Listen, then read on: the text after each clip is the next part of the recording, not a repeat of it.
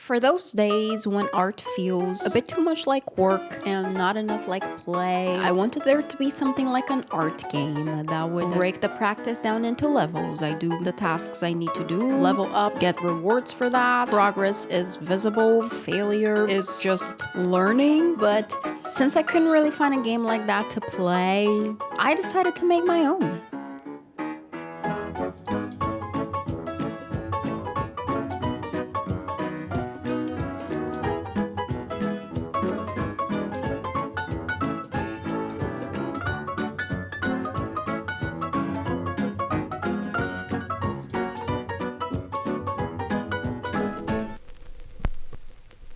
Gamification, not a new concept by any means. Gamification.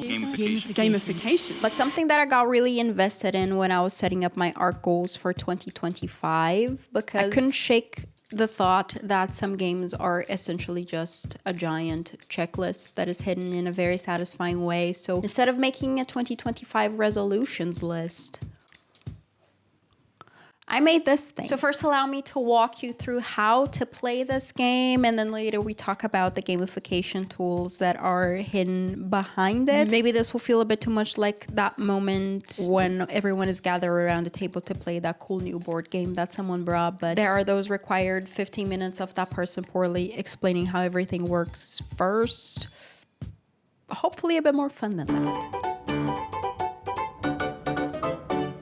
In a nutshell, your main objective as the player is to get your little character into the habit of making art by the end of 2025. But since 10 months of average playtime is maybe a bit much, the game is divided into 3 different projects that the character needs to make progress on in order to advance on the board. These are projects that last roughly a month, but that are divided into very, very small chunks that can be easily tackled in like a 40-minute round. Round 1 starts on project number 1, which is pretty straightforward, just practicing the art fundamentals. Depending on where the character is at on the board, there are a set of exercises that need to be practiced, which, by the way, I have a full video going over my DIY art school with literally all the exercises that I'm making in order to teach myself the art fundamentals. If you have no idea where to start learning art, maybe you can start there. I also have no idea what I'm doing, but at least we'll be doing that together. And once these are practiced, the player will get 2 points for every page. When all of the exercises of this level are done, they advance to round 2. Before going to the next level, the character will stay on this little island until project 2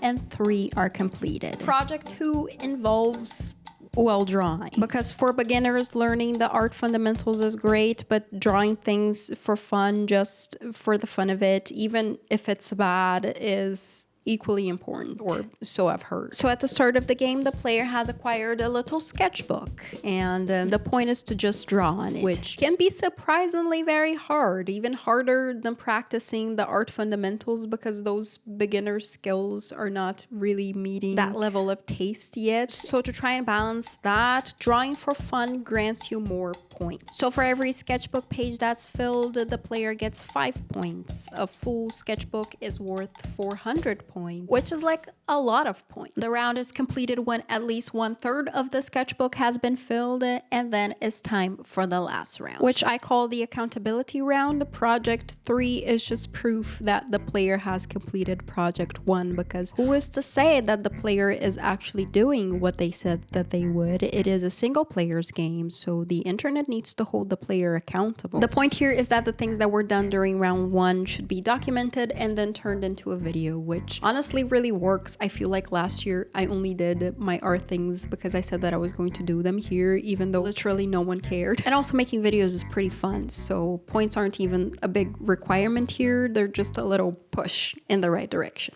And the game is basically that, going through the rounds, leveling up, and eventually winning by having done all the things that I set myself out to do this year. But since it is a year-long plan, there are a few common traps that I can already anticipate happening. Things like what happens when the initial excitement fades away and the fake points don't feel as rewarding anymore. What happens when I start skipping days? What if I get into a slump and just start indulging in high dopamine activities instead? So to prevent that from happening, here are a couple of interesting added features to try and keep the game effective throughout the year. Let's call it the expanded mode. Since this isn't a game that is restricted to in-game actions, but rather to real-world actions, it's only fair that it should also involve real-world rewards, and that is when those points come in. This chest symbolizes a real reward. Before starting the game, I made a list of a bunch of gifts that I would love to buy for myself, but that I never do because I don't want to spend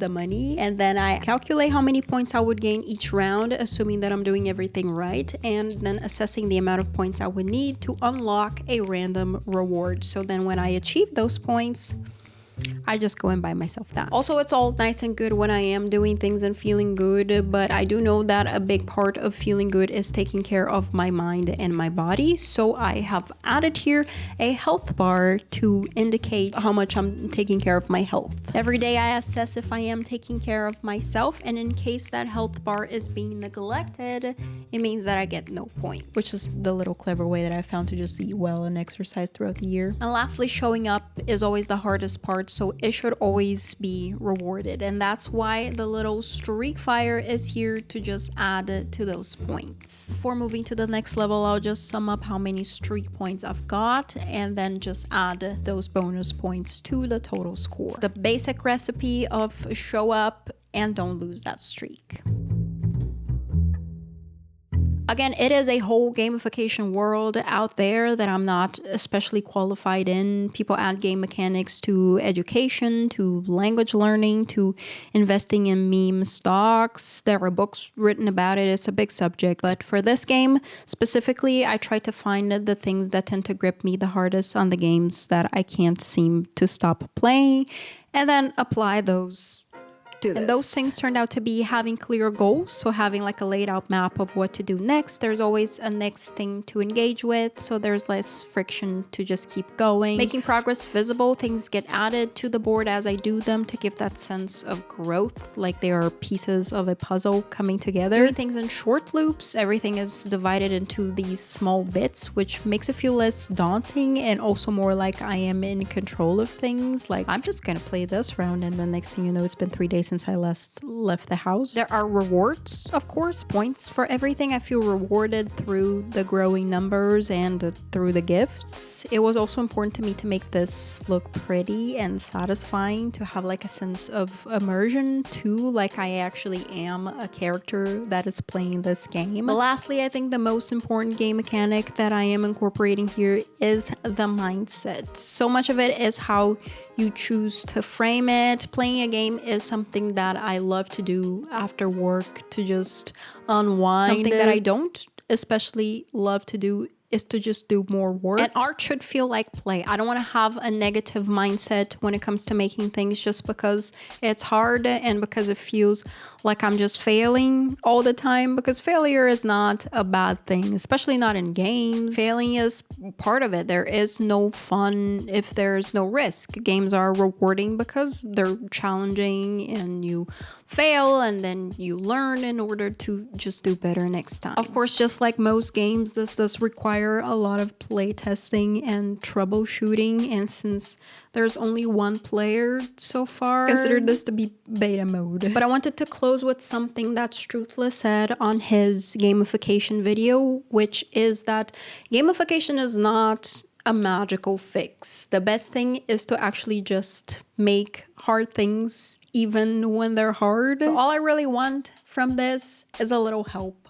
to get me into the habit of making hard things this year. And I guess if you're watching this, that means the game's on.